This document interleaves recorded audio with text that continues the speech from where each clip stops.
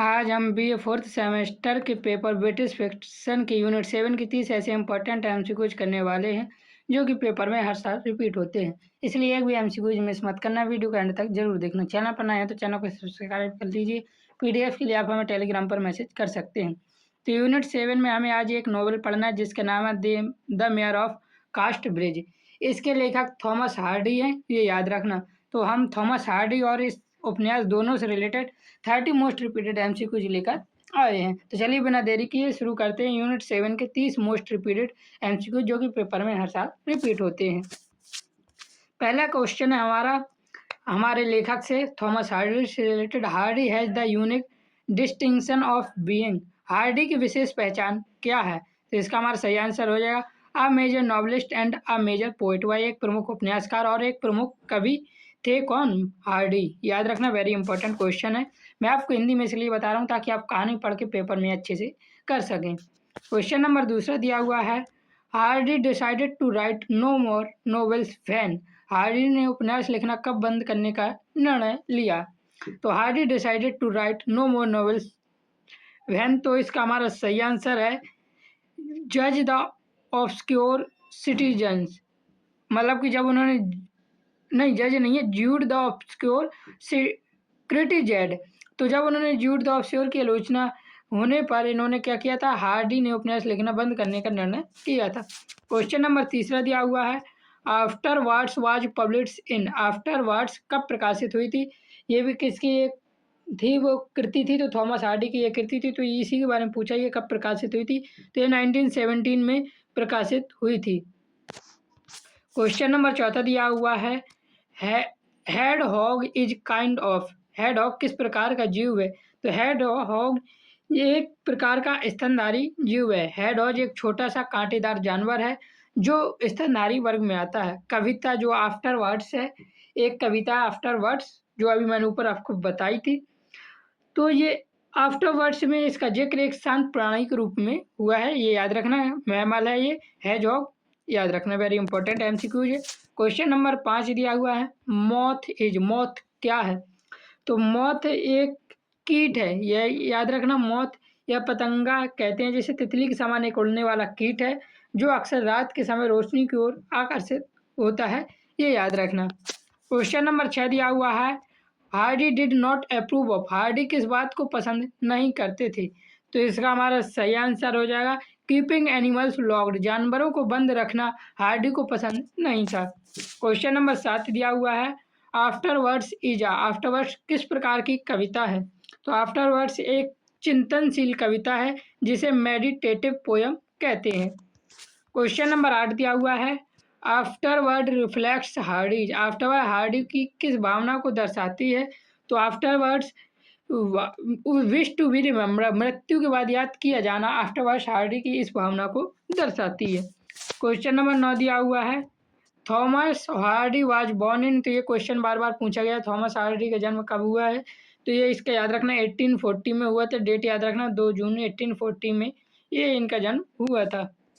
Question number 10 दिया हुआ है, Thomas Hardy's father was. Thomas Hardy के पिता क्या थे? तो थॉमस हार्डी के पिता क्या थे? ये राजगीर और निर्माता थे। तो डी ऑप्शन हो जाएगा, राजगीर और निर्माता। तो इसमें लिखना चाहिए ए एंड बी बोथ। तो इसका सही आंसर क्या है? राजगीर और निर्माता। मेसन और बिल्डर थॉमस हार्डी के पिता थे। क्वेश्चन नंबर 11 दिया हुआ है, Thomas Hardy mother belong to an. Thomas Hardy की माता किस प्रकार के परिवार से बिलोंग करती थी? तो इसका हमारा सही आंसर हो जाएगा भाई, स्थापित परिवार, यानी एस्टेब्लिश्ड फैमिली से क्या करती थी? बिलोंग करती थी। क्वेश्चन नंबर 12 दिया हुआ है, Hardy learn from his father. Hardy ने अपने पिता से क्या लर्न किया? तो इसका हमारा सही आंसर हो जाएगा म्यूजिक। संगीत सीखा था हार्डी ने अपने फादर से। क्वेश्चन नंबर 13 दिया हुआ है, Hardy was impressed by. Hardy किससे प्रभावित हुआ? तो इसका सही आंसर हो जाएगा वह ग्रामीण जीवन है, रूरल बैकग्राउंड से प्रभावित हुए। हार्डी का बचपन गांव की प्राकृतिक सुंदरता के बीच बीता था, इसलिए उनकी सभी रचनाओं पर इंग्लैंड के ग्रामीण जीवन और प्रकृति का गहरा प्रभाव देखने को मिलता है हार्डी के जीवन में। क्वेश्चन नंबर 14 दिया हुआ है, हार्डी बिकेम अप्रेंटिस इन। मतलब हार्डी किस वर्ष प्रशिक्षु बने थे? तो इसका हमारा सही आंसर हो जाएगा 1856 में ये बने थे और 16 वर्ष की आयु थी इस समय उनकी। ये उस समय क्या बन गए थे? एप्रिसिएंस बन गए थे। क्वेश्चन नंबर 15 दिया हुआ है, Hardy started writing in. Hardy ने लेखन कब शुरू किया? तो हार्डी स्टार्टेड राइटिंग इन 1857। ये याद रखना, very important MCQ. Question number 16 है हमारा, Hardy went to London for. Hardy London का क्यों गए? तो इसका हमारा सही आंसर हो जाएगा एम्प्लॉयमेंट, अर्थात नौकरी और रोजगार के लिए Hardy went to London. Question number 17 है हमारा, Hardy return to Dorset due to. Hardy Dorset क्यों लौटे? तो इसका हमारा सही आंसर हो जाएगा खराब स्वास्थ्य के कारण, बैड हेल्थ के कारण या इलनेस के कारण, लंदन के प्रदूषित वातावरण और अत्यधिक काम के कारण। 1867 में, ये भी याद रख लेना कब लौटे थे, तो 1867 में वे बैड हेल्थ के कारण रिटर्न हो गए थे। कहाँ? डॉर्सेट में। क्वेश्चन नंबर 18 है, Hardy's first novel was. Hardy का पहला उपन्यास कौन सा था? तो हार्डी का पहला उपन्यास था डिस्प्रेस रेमडीज। इसका क्या नाम था? डिस्परेट रेमडीज नाम था। और ये कब प्रकाशित हुआ था? तो 1871 में गुमनाम रूप में प्रकाशित हुआ था। क्वेश्चन नंबर 19 दिया हुआ है, a pair of blue eyes is. A pair of blue eyes is क्या है या किस प्रकार का उपन्यास है? तो इसका सही आंसर ये है, एक रोमांस उपन्यास है a pair of blue eyes. और ये किसका है?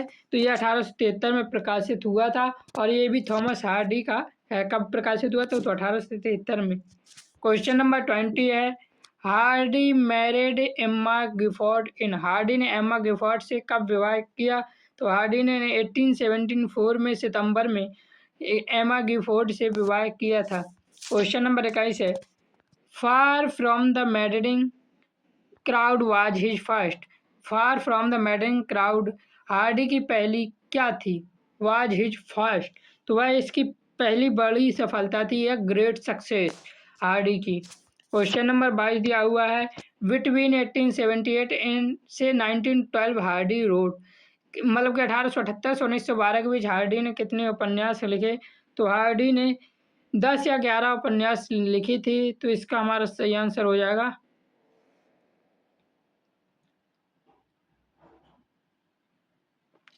तो 10 या 11 है, तो दोनों ऑप्शन होने चाहिए। तो आप इसमें से कुछ भी लगा देंगे, दोनों में सही ही माना जाएगा। क्वेश्चन नंबर 23 है, Hardy was awarded order of merit and. Hardy को ऑर्डर ऑफ मेरिट कब मिला? तो 1910 में मिला था। ये याद रखना, वेरी इंपॉर्टेंट एमसीक्यूज है। क्वेश्चन नंबर 24 दिया हुआ है, हार्डी डाइड। हार्डी की मृत्यु कब हुई? तो हार्डी कब मर गया था? तो याद रखना, ये 1928 को मर गया था। डेट है 11 जनवरी 1928 को। 87 वर्ष की आयु में थॉमस हार्डी की डॉरचेस्टर में निधन हुआ था।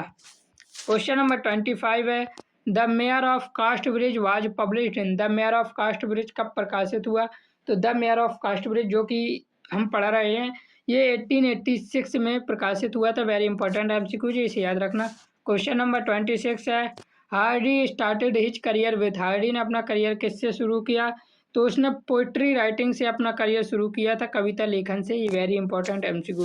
Question number 27, who is the hero of the mayor of Casterbridge. The mayor of Casterbridge का नायक कौन है? तो हेंचार्ड इसके नायक हैं, द मेयर ऑफ कास्टब्रिज के। क्वेश्चन नंबर 28 दिया हुआ है, the setting of the novel is. उपन्यास की पृष्ठभूमि क्या है? जो मतलब कि हम अभी उपन्यास पढ़ रहे हैं, द मेजर ऑफ कास्टब्रिज, इसकी पृष्ठभूमि या इसका सेटिंग क्या है? तो इसका हमारा सही आंसर हो जाएगा वेसेक्स। इसका पृष्ठभूमि, हार्डी ने अपने उपन्यासों के लिए दक्षिण पश्चिम इंग्लैंड के एक काल्पनिक ग्रामीण क्षेत्र का निर्माण किया था, जिसमें उन्होंने वेसेक्स नाम दिया। यह उपन्यास भी वहीं पर उसी पर आधारित है, याद रखना। क्वेश्चन नंबर 29 है, हेंचार्ड सेल्स हिज वाइफ एट। हेंचार्ड ने अपनी पत्नी को कहाँ बेचा? तो हेंचार्ड ने अपनी पत्नी को मेले में यानी फेयर में बेच दिया था, एक नाविक को बेचा था, ये याद रखना। क्वेश्चन नंबर 30 है, द फ्रूमेटी वोमैन इज। फर्मटी महिला कौन है? तो फर्मटी महिला एक विक्रेता है, सेलर है। इस प्रकार मैंने आपके इसके भी 30 इंपॉर्टेंट यूनिट 7 की करवा दी।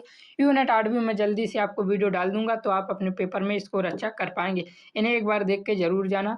मेरी इंग्लिश उतनी अच्छी नहीं है, लेकिन इसकी वीडियो यूट्यूब में मैंने देखी, एक भी नहीं मिली थी, इसलिए मैंने ये वीडियो बनाने की सोची थी। जय हिंद, जय भारत, राधे राधे।